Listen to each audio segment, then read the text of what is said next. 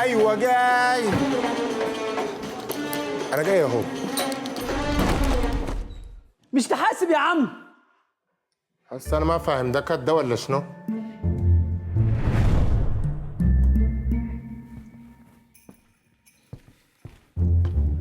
حرام عليكم يا جماعه، احنا عملنا 5 بروفات حركه لحد دلوقتي، ايه الحكايه مالكم؟ وانا مال انا الريس، ما هو اللي وقف فجأة. انا الاستاذ سوى حركته في الطريق اقف فجأة عشان يفضل في الكادر. مش انت قلت لها سر حركتي؟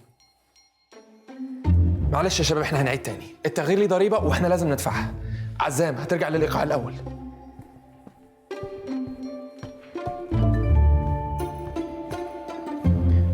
يا أستاذ، ضريبة التغيير دي أنا بدفعها من فلوسي. أنت رابع أو خامس مرة بتعيد. مش عارف إيه الوان تيك ده، مش ضروري يا أخي. أنت عايز تصور الفيلم كله في لقطة واحدة؟ صدقني هيعجبك في الآخر. يلا يا شباب، كل واحد في مكانه.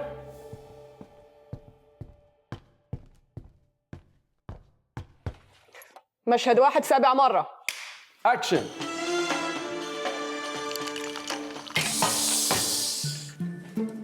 يا اخي انتوا عاملين براد حار كده ليه يا اخي؟ أنت كويس؟ كويس، كرهتني بالوان تيك بتاعك ده، اخلص. معلش، الحمد لله على السلامة يا بطل. انجز عشان المنتج مش طايقني.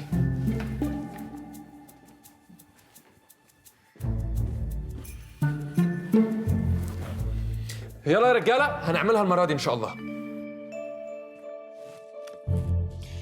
لا أعرف هل سينجح عبود في تصوير فيلمه بلقطة واحدة أم لا، لكني أعرف أن أسطورة السينما تشارلي تشابلن أعاد تصوير مشهده الشهير في فيلم ذا جولد راش 63 مرة ليصل إلى نتيجة مرضية.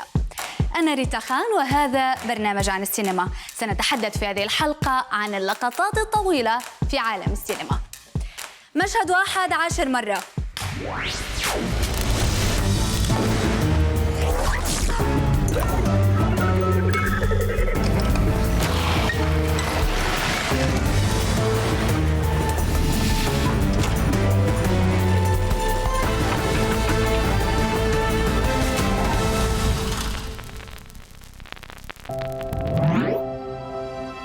صناعة السينما والأفلام تنقسم لمدرستين مختلفتين تماماً عن بعضهما البعض. المدرسة الأولى ترى أن المونتاج هو أهم عناصر الفيلم، وأن القطع بين اللقطات في الأفلام هو الأساس لتعظيم تأثير هذه اللقطات على المشاهدين عبر تجميع عدة لقطات من زوايا وكادرات تصوير مختلفة. وبالتالي لا معنى لوجود لقطات طويلة في الفيلم، لأن السينما عكس الواقع هي تكثيف للزمن لنحصل منها على أقصى انفعالات ممكنة. أما المدرسة الأخرى فتعتبر أن أهمية السينما تكمن في تشابهها مع الواقع، وأن نجاح الفيلم هو أن يبدو حقيقياً جداً. وبالتالي التخلي عن المونتاج واللجوء إلى اللقطات الطويلة يعطي هذا الإحساس بالواقعية وبالزمن الحقيقي للمشهد، ويساعد المتفرج على الاندماج في الفيلم. المخرج الكبير ألفريد هيتشكوك كان من أبرز المتحمسين لدور المونتاج في صناعة الفيلم، لدرجة أن مشهد القتل في الحمام في فيلمه الشهير سايكو، والذي مدته 45 ثانية فقط، صور على مدى أسبوع كامل وتم تجميعه من 52 لقطة.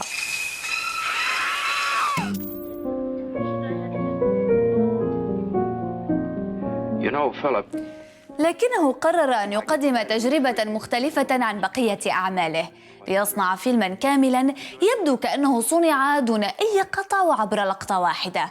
فيلم روب انتج عام 1948. What was it? I asked you what is going on here. ولأن الفيلم مأخوذ من مسرحية تحكي عن جريمة قتل واكتشافها، تدور أحداثها بين 7:30 مساء وتنتهي في 9:15 من المساء نفسه. فقد قرر هيتشكوك أن يساوي بين زمن الفيلم والزمن الواقعي للحدث المتخيل، ليشرك الجمهور في مغامرة اكتشاف جريمة القتل وكأنه يحضرها بكافة تفاصيلها، ليكون أول فيلم يضع فكرة الفيلم المصور في لقطة واحدة موضع التجربة، بعد أن حلم بها مخرجون كثيرون قبل هيتشكوك.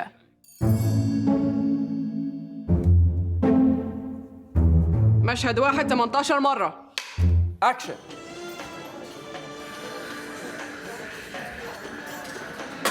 ايوه جاي.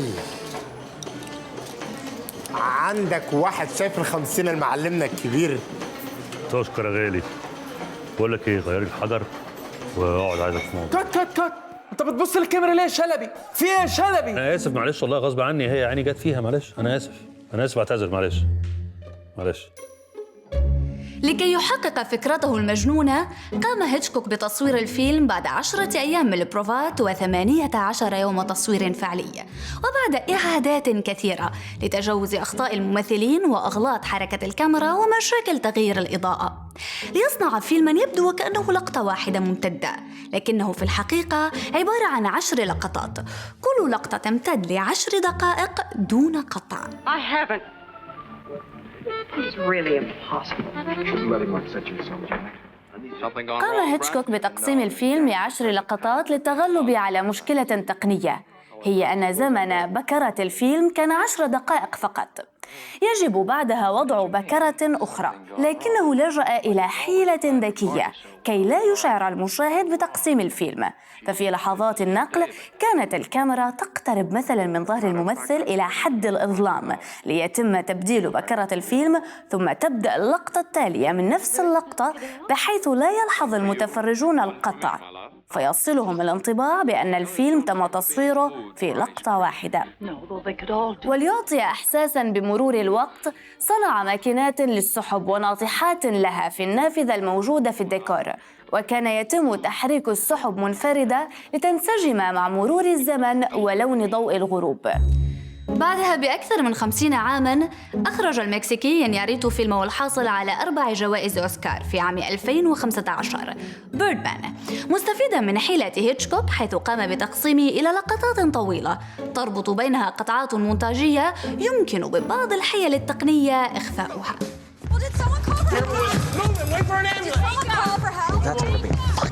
حيلة إنياريتو هذه المرة لإخفاء قطعات المونتاج في الفيلم كانت بأكثر من طريقة، مثل تحريك الكاميرا بسرعة بشكل مفاجئ في اتجاه ثم إعادتها لوضعها الأصلي، أو من خلال تقريب الكاميرا جداً من شاشة الهاتف أو التلفاز، أو عبر لقطات مرور الزمن تايم لابس،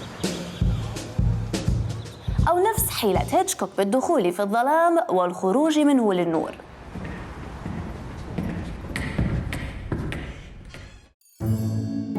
يقول إنياريتو عن فيلمه: حياتنا بلا مونتاج، لذلك كان من الضروري أن يعايش المشاهد هذه التجربة على هذا النحو، وأن ينغمس في حياة البطل التي تبدو كدائرة مغلقة بلا مخرج.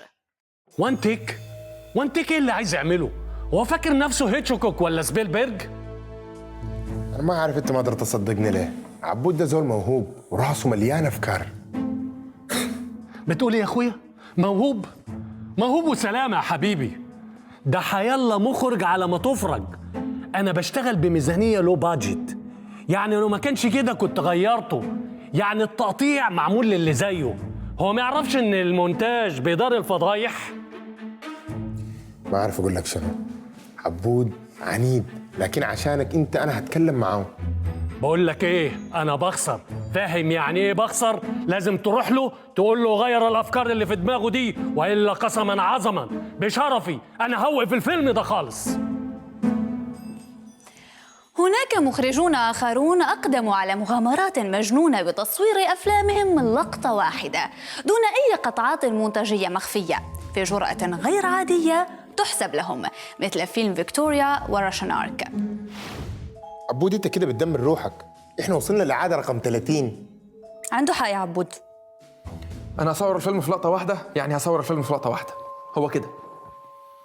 انت حر.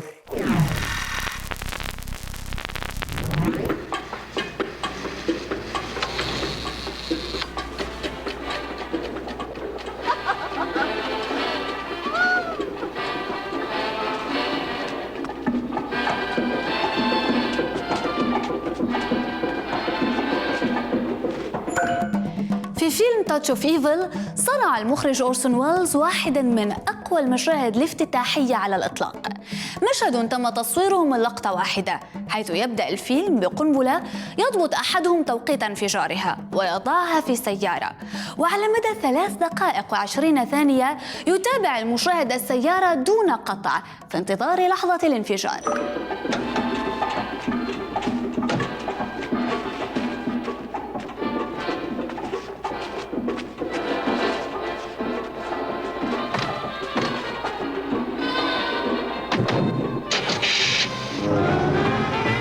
لم تكن غاية ويلز ومصوره السينمائي راسل ماتي من هذه اللقطة الطويلة استعراض براعتهما الفنية، وإنما أن يعرف المشاهد منذ البداية أن قدر الشخصيات في الفيلم ومصيرها مترابط ببعضها البعض حتى النهاية، فالتصوير يجمعهم كلهم داخل لقطة واحدة مهما تباعدت علاقاتهم.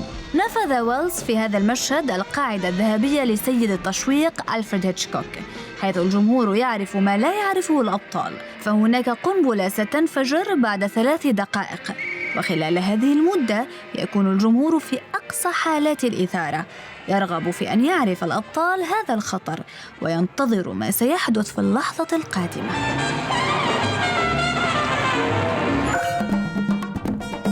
تظهر براعة ويلز في قدرته على إعطاء الجمهور كل المعلومات عن المشهد وشخصياته رغم عدم وجود قطعات مونتاج. استغرق تصوير المشهد ليلة بأكملها، كان خطأ شخص واحد يتسبب بإعادة التصوير من البداية.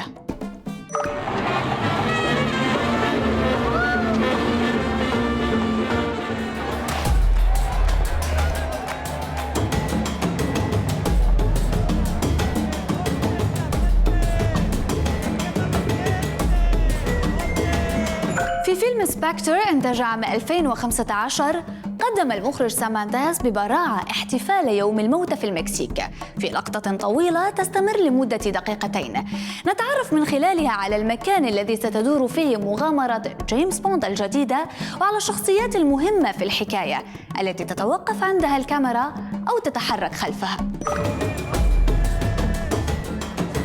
لكن تصوير تلك اللقطة لم يكن سهلاً على الإطلاق، فقد تم التخطيط لها طوال 6 أشهر، واشترك في التصوير أكثر من 1500 كومبارس. كان خطأ أي منهم كفيلاً بإفساد المشهد، خصوصاً الخطأ الشائع وهو نظر الكومبارس للكاميرا دون قصد. وقد استلهم سام مانديز حلاً مثالياً لهذه المشكلة، فطلب أن يرتدي كل من الكومبارس الأقنعة ليتم التصوير، وتجنب ذلك الخطأ المدمر لمصداقية كثير من الأفلام رغم كل ما يبذل فيها من مجهود.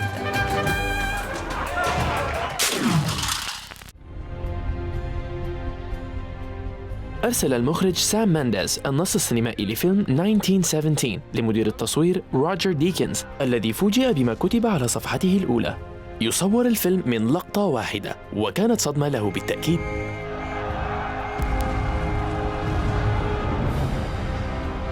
الفيلم يحكي قصة جنديين أرسلا في مهمة إبلاغ رسالة تمنع وقوع 1600 جندي في مصيدة مميتة.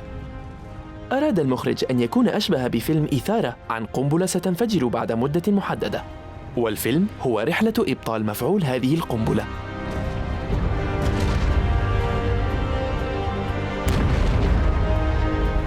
ولهذا اختار أن يبدو الفيلم كلقطة واحدة طويلة، وأن يتم إخفاء قطعات المونتاج لتحقيق الإثارة القصوى، ليظهر الفيلم كساعتين حقيقيتين وقت الحرب دون هدنة لالتقاط الأنفاس من قبل الجمهور، ولإشعارهم أنهم يلاحقون الأبطال ويشاركونهم كل خطوة لوقف هذه المذبحة المحتملة.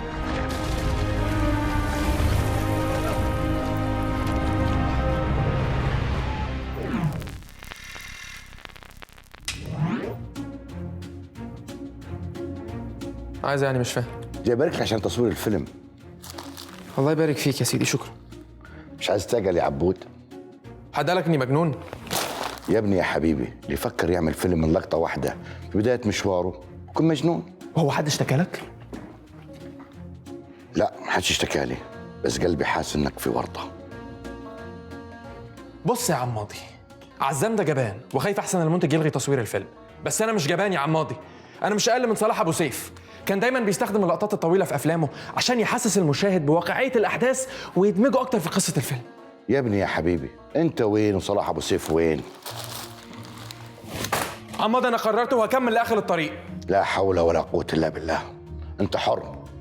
تنساش يا عبود انك تعايد المشهد لحتى الان فوق ال40 مرة، والمنتج مش هيصبر عليك. أنا فاهم قلق عزام وعماضي عليا، بس تصوير الفيلم أو تصوير المشهد كامل في لقطة واحدة دايما بيكون فيه إبداع غير عادي.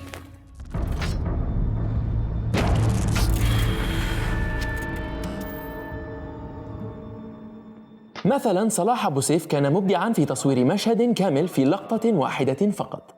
أرجوكوا تسيبونا دلوقتي شوية، عندي اجتماع مهم مع الأستاذ محبوب. في هذا المشهد من فيلم القاهرة 30 المأخوذ عن رواية لنجيب محفوظ، يستمر المشهد لأكثر من 5 دقائق دون قطع. نرى فيها سالم الأخشيدي وهو يحاول إقناع محجوب عبد الدايم بالزواج من عشيقة الباشا إحسان. لكي ينقل لنا المشهد الأثر الذي تحدثه محاولات سالم على محجوب، تحاكي الكاميرا حركات سالم الأخشيدي وهو يلف ويدور حول محجوب، كأن حركة الكاميرا تضاعف حركة الشخصية، فتجعلها أكثر تأثيراً وحصاراً للشخصية الثابتة تقريباً في منتصف الكدر.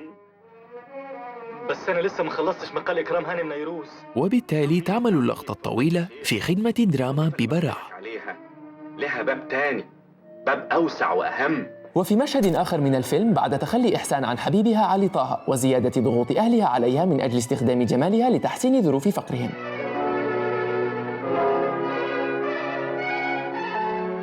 يبدأ المشهد بإحسان تسير وهي تحس بالضياع في الشارع، واحدة في قلب كادر فارغ، ثم تدخل سيارة الباشا على هامش الكادر إلى أن تملأه.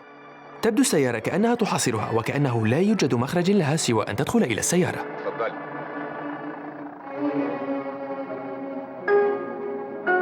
ما تتفضلي.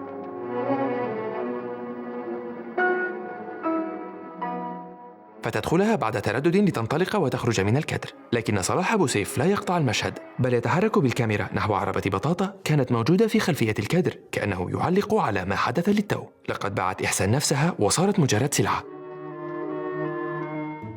شايفين الإبداع؟ ها، معايا حق أصمم إني أصور الفيلم في لقطة واحدة ولا لأ؟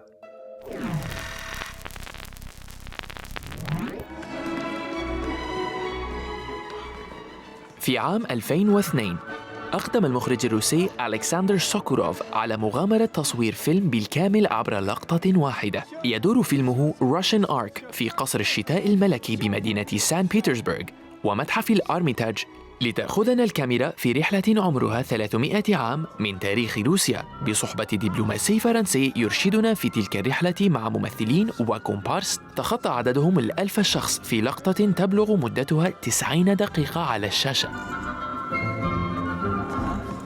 وهو ما تطلب أن يبقى مدير تصوير الفيلم في المتحف ل7 أسابيع، واحتاج الوضع أن يذهب لصالة الألعاب الرياضية طوال مرحلة ما قبل التصوير ليكون مستعداً لحمل كاميرا وزنها 35 كيلوغراما ليصور فيلماً بالكامل في يوم واحد وعبر لقطة واحدة دون أخطاء.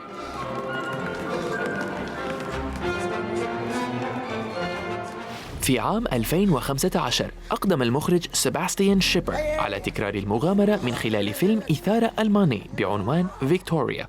تدور أحداثه في مدينة برلين، ولأنه كان متشككاً في نجاح التجربة فقد لجأ لخطة بديلة، وهي أن تكون في الفيلم قطعات يمكن إخفاؤها في مراحل بعد الإنتاج، لكنه في النهاية قرر أن يصور الفيلم كلقطة واحدة، فصور مرتين ولم يكن راضياً عنهما، وبسبب ضغط الوقت والميزانية أعطى نفسه فرصة ثالثة وأخيرة، فنجح في صنع فيلمه الفائز بجائزة أفضل فيلم وأفضل مخرج وأفضل تصوير سينمائي في مهرجان الفيلم الألماني عام 2015.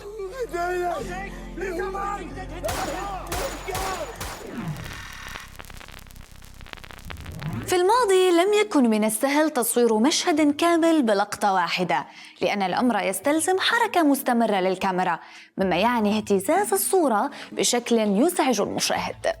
حتى جاء الحل عام 1974 على يد المصور غاريت براون الذي قام بابتكار جهاز تثبيت الكاميرا أو ستادي كام لتكون أكثر ثباتا خلال الحركة حتى السريعة منها، مثل ملاحقة شخص يجري. قام غاريت بتصوير فيديو قصير لصديقته وهي تجري في الحديقة، وكذلك وهي تهبط سلالم متحف الفنون بولاية فيلادلفيا، وظهرت فيه الحركة الانسيابية للكاميرا.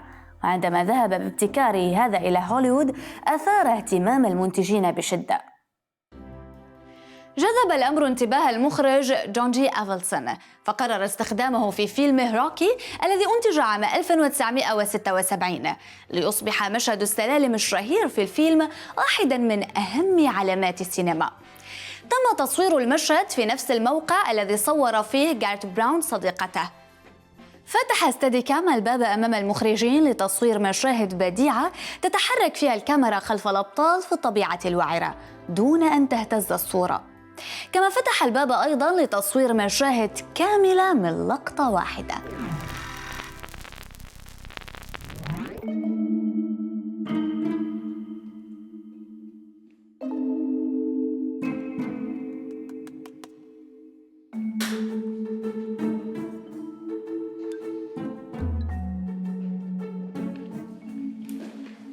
عم ماضي. منو؟ عبود؟ لا الزول ده ما يرد على تلفونه لا الليلة ولا بكرة، متدمر شديد يا أخي. يا راجل عدنا المشهد 62 مرة. أيوة يا أخي، في المرة ال 62 دي كل حاجة كانت ماشية تمام. واحد من شباب الكومبارس الله يسامحه يا أخي عطس كده عطسة بصوت مضحك، الناس كلها قاعدة تضحك. المنتج ده جاء انهيار عصبي، كنسل الفيلم كله. تظل صناعة فيلم بالكامل من لقطة واحدة أو بشكل يبدو وكأنه صنع من لقطة واحدة مغامرة يخشى الكثيرون خوضها، لأن إعادة التصوير تعني صرف المزيد من الأموال. لكن جمال المخاطرة سيظل يغري المزيد من المخرجين من الهواة والمحترفين بالتحدي وابتكار الحيل ليستمتع المشاهدون أكثر. أنا ريتا خان وهذا برنامج عن السينما. إلى اللقاء.